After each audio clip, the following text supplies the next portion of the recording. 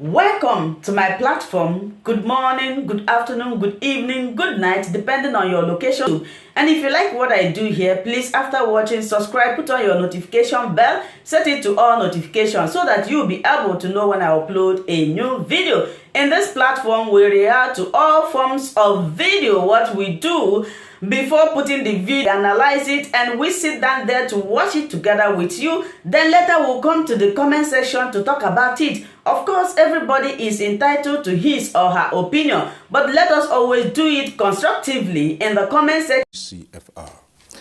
Mr. President, thank you for speaking to the NTA. Thank you. Well, I'm just thinking to start off. Excellency, you just clocked 79. How does it feel, especially bearing in mind that you have enormous responsibilities on your shoulders as president of Nigeria, a rather complex country? Yes, I think COVID-19 has come to our rescue in the sense that the amount of people that need to see you can't see you, so that really gives you more time. And about my age, yes, I see my colleagues, they are now resting, and I assure you that I'm looking forward to the next 17 months when I too will have to be less busy. The age is telling on me. Working now for 6, 7, 8 hours a day, flat in the office, is no joke. The questions of executive council, memos from as many states as possible to be considered virtually every week. So really it is it's a lot of hard work. But as I said, I ask for it and I cannot complain. So, Mr. President, would that be the reason why, as you marked your 79th birthday, you said you were looking forward, or you can't wait to hand over in 2023 and retire to your farm? Why is that? Yes, because, look, as you know, I have been a governor. I have been a minister. And I'm in my second term as president. So I have gone through all the system, and really, what else can I do for this country? I have given my best, and I hope after I leave, Nigerians will reflect and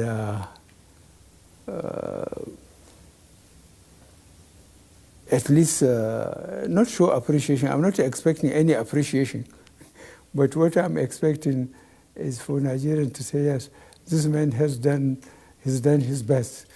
That's the most I'm expecting from Nigerians. But it's no joke, I'm telling you. Look at what the problem we are having in the southeast now.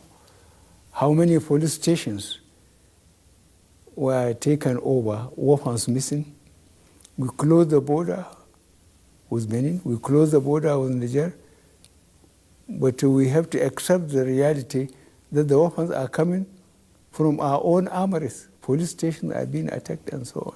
So our main problem is, I hope I will leave a more secure Nigeria than what it is now. All right, so Mr. President, that easily is one of the biggest challenges in Nigeria today, the threat to security. And it would seem that the more that is put in, the more complex the situation gets. And Nigerians ask, is the government capable of solving this problem before handing over in 2023? Yes, the government is capable and is going to do it because members of the security, the armed forces and other law enforcement agents, their own security depends on one Nigeria. So no matter when people are selfish, it's their self first. So even for their own selves, they better stabilize Nigeria, and I believe they will do it. I know we are short of resources, For example, dealing with the militants, if people bother to reflect on how we found the Northeast and South, and how much progress we have made, and acquiring helicopters, aircraft, their maintenance, their ammunition, armored cars, to counter effectively the bandits. They cost money and they cost time for training and adaptation.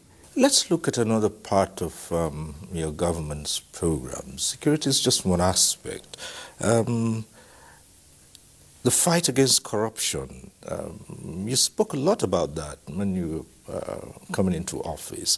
Now, it would seem that with the coming on board of new headship of the EFCC, the fight against corruption has been revamped.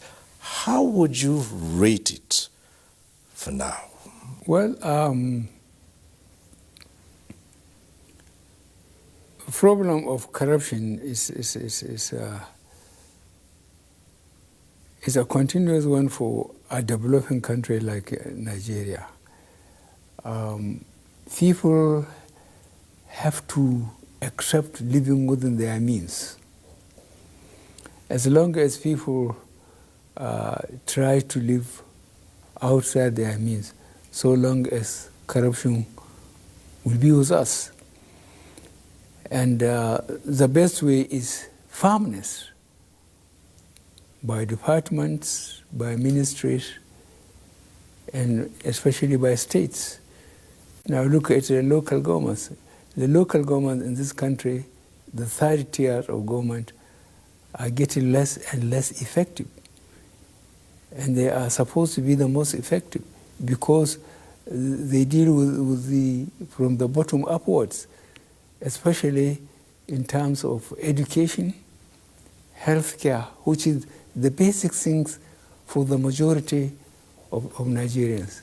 Educating the people or the children, and the healthcare for families and so on. So Nigerians must conserve resources to effectively give education and healthcare to the needy.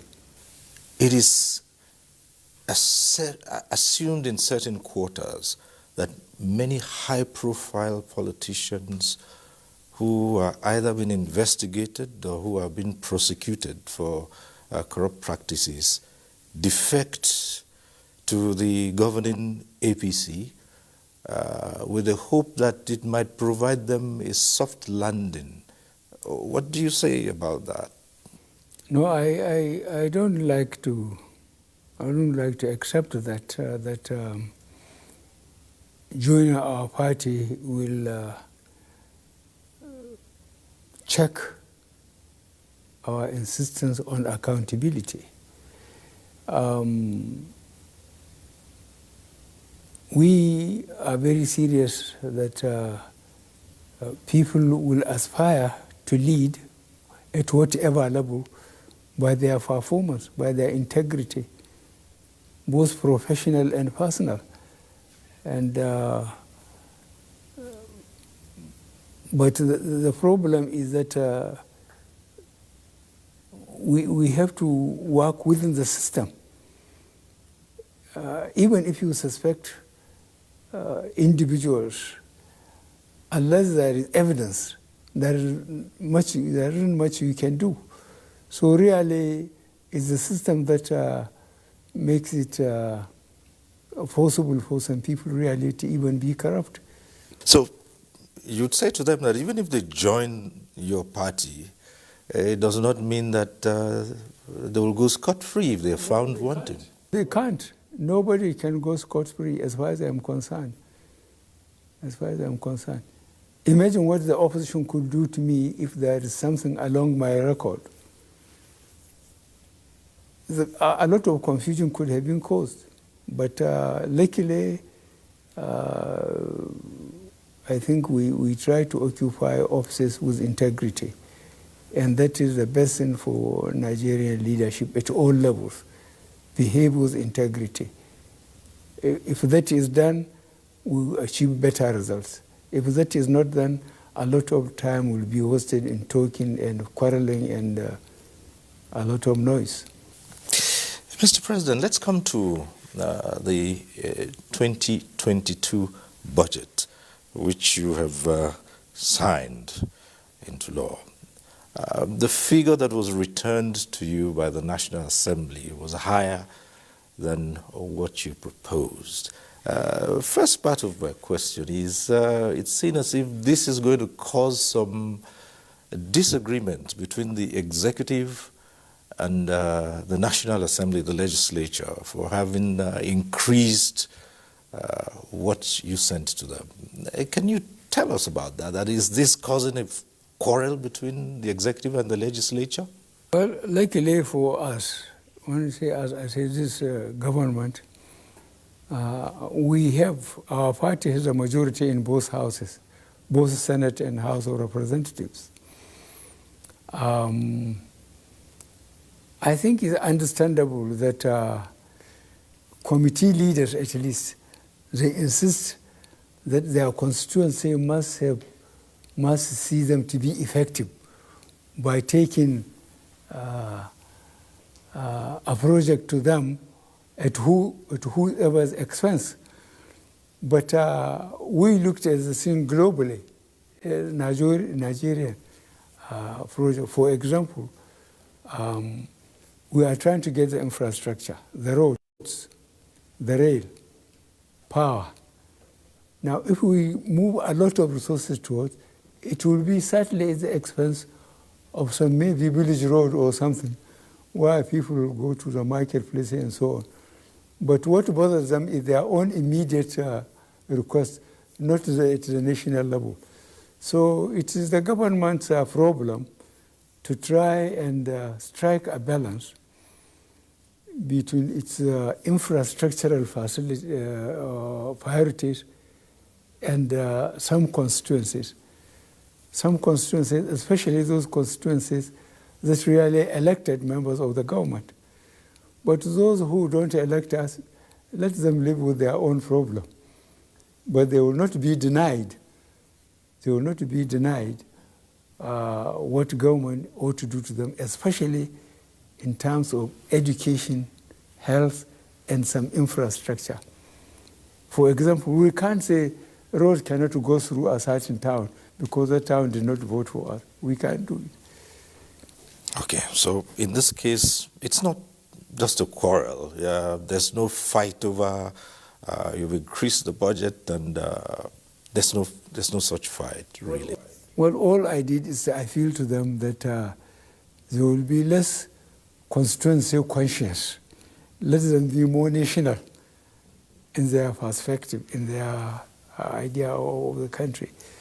If I might just take it a little bit further, how do you respond to the feeling that the current National Assembly is perhaps completely under the influence of the executive? No, I don't think so. As I said, we consider ourselves lucky. Our party has a majority in both Senate and the House. So it's natural, I think, for the committee members to be members of our party. And is the members of the committee and the leaders would not like to be seen to be anti-leadership of the party in terms of the Senate President, the leader of the House, the Vice President, and the President. They wouldn't like to do that. So it is, I think the opposition has a problem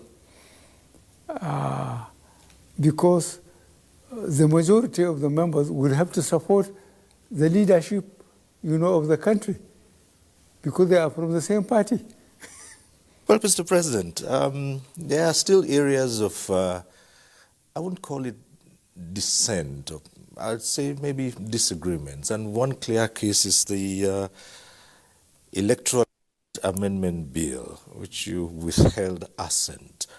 At the time the National Assembly passed it, the provisions particularly dealing with direct primaries for the political parties, many people said the Buhari we know will sign immediately because he sides with the people who should participate fully in electing their party leaders. But you withheld assent. Can you explain further why you took that decision?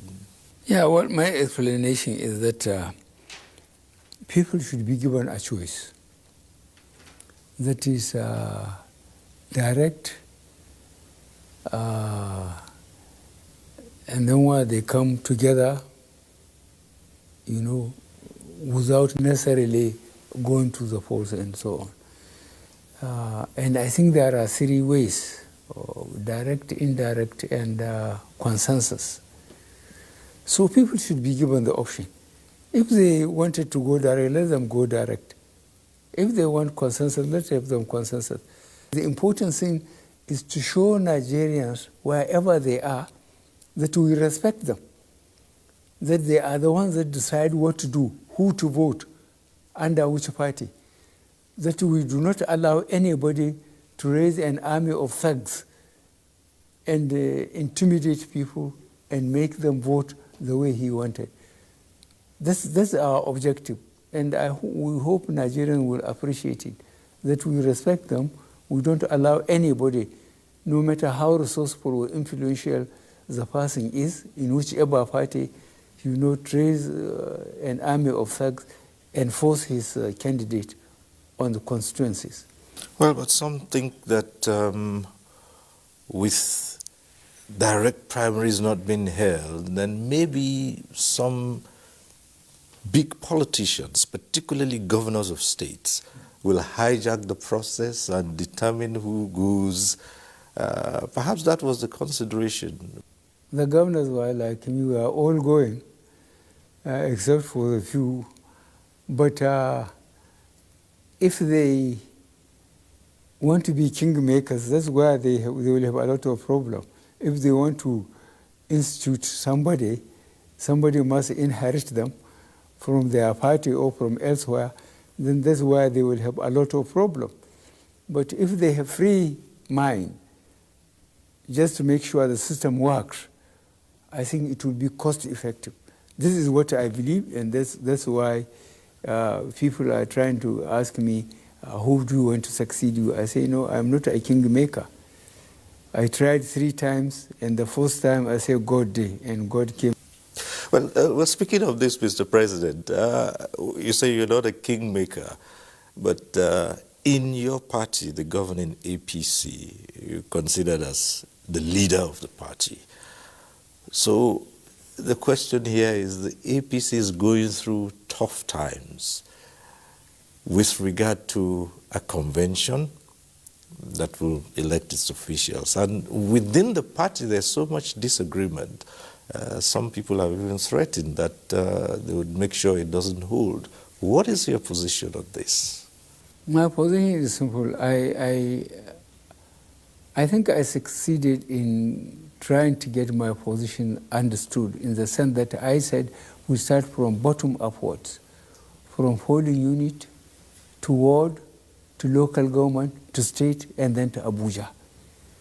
So that the party, because I'm concerned about my party, the party in all constituencies, they will know that and their position coming up. And therefore, when they come to Abuja, they are likely to work together. There is no saying that there is no kingmaker from Abuja, take this. No constituency is being dictated. Thank you so much for watching this video together with me. Like I said before, if it is your first time of coming across my YouTube channel and you like what I do, please subscribe, put on your notification bell, share this video, leave your comment in the comment section. You are free to criticize, but let us do it always constructively Remain blessed. I appreciate your massive support and I love and cherish each and every one of you. Until I meet you again in my next video, for now I will say bye-bye.